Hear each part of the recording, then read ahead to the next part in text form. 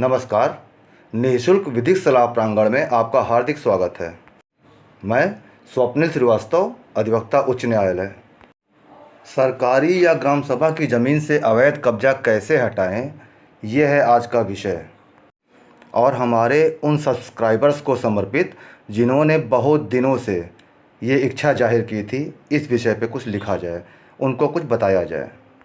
सबसे पहले ये ध्यान दें कि सरकारी या ग्राम सभा की ज़मीन का मतलब सिर्फ ज़मीन से नहीं है, संपत्ति से है। हम बात करेंगे अवैध कब्जा हटाने का अधिकार किसे है, हम आप क्या करें जब अवैध कब्जा ना हट रहा हो। राजस्व अधिनियम की धारा 67 क्या है। ये राजस्व अधिनियम सन 2006 में आया, जिसके सेक्शन 67 में असिस्टेंट कलेक्टर को ये पावर दिया गया है कि वो कानूनी प्रक्रियाओं का पालन करते हुए अवैध कब्जा जो सरकारी ज़मीन पे है या गांव सभा की ज़मीन पे, उसको हटाए, और ये इसकी कानूनी जिम्मेदारी भी है। इस उद्देश्य की प्राप्ति के लिए सेक्शन 59 में ये प्रावधान है कि अगर स्टेट गवर्नमेंट चाहे तो स्टेट लैंड के अधीक्षण, प्रबंधन या फिर संरक्षण, सेफ्टी के लिए भूमि प्रबंधन समिति का निर्माण कर सकती है या फिर ये जिम्मेदारी स्थानीय प्रबंधन समिति को भी सौंप सकती है।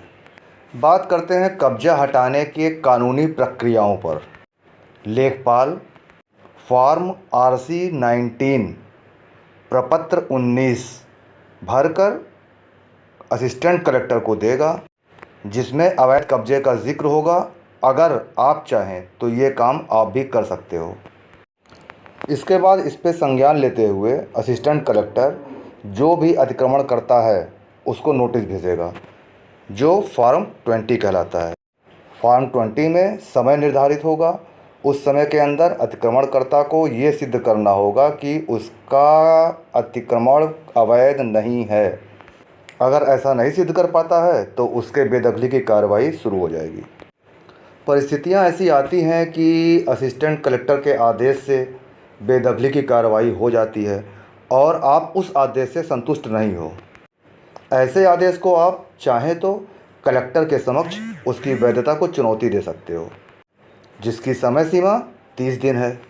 एक बात और बताना चाहूँगा कि सेक्शन 67 सिर्फ बेदखली का ही अधिकार नहीं देता है, बेदखली प्रक्रिया में किसी भी तरह के हुए आर्थिक क्षतिपूर्ति की वसूली का भी अधिकार सेक्शन 67 असिस्टेंट कलेक्टर को देता है। और ऐसी परिस्थिति में कानूनी रूप से सिविल सूट फाइल करने का कोई अधिकार आपको नहीं है। केस का साइटेशन डिस्प्ले हो रहा है, उसको ध्यान से देखें। इस केस में माननीय सर्वोच्च न्यायालय ने यह कह दिया कि अगर किसी ने गांव सभा की ज़मीन पे, पोखरे पे भी निर्माण करवा लिया है तो उनका निर्माण ध्वस्त करके उस जगह पे फिर से पोखरा बनाया जाए।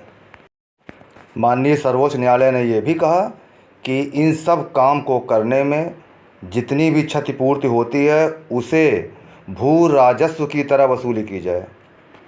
और एक बात मैं अपनी तरफ से कहना चाहूँगा, आप लोग ज़रूर ध्यान दीजिए कि अगर ऐसी वसूली आ गई और वो गैर कानूनी सिद्ध नहीं होती तो आपको देना ही देना है। अब छोटी सी मेरी लीगल एडवाइस, सरकारी संपत्ति पे कब्जा तो करे ही ना, और अगर किसी ने कर रखा है तो अपने अधिकारों का इस्तेमाल करें, उसकी सूचना, उसकी कंप्लेंट ज़रूर करें। जो लीगल प्रोसेस है उसको अडॉप्ट करेंगे तो सुनवाई भी होगी और आदेश भी होगा। किसी भी तरह के लीगल एडवाइस या हेल्प के लिए मुझे फ़ोन करें, यही मेरा व्हाट्सएप नंबर है, व्हाट्सएप भी कर सकते हैं। धन्यवाद।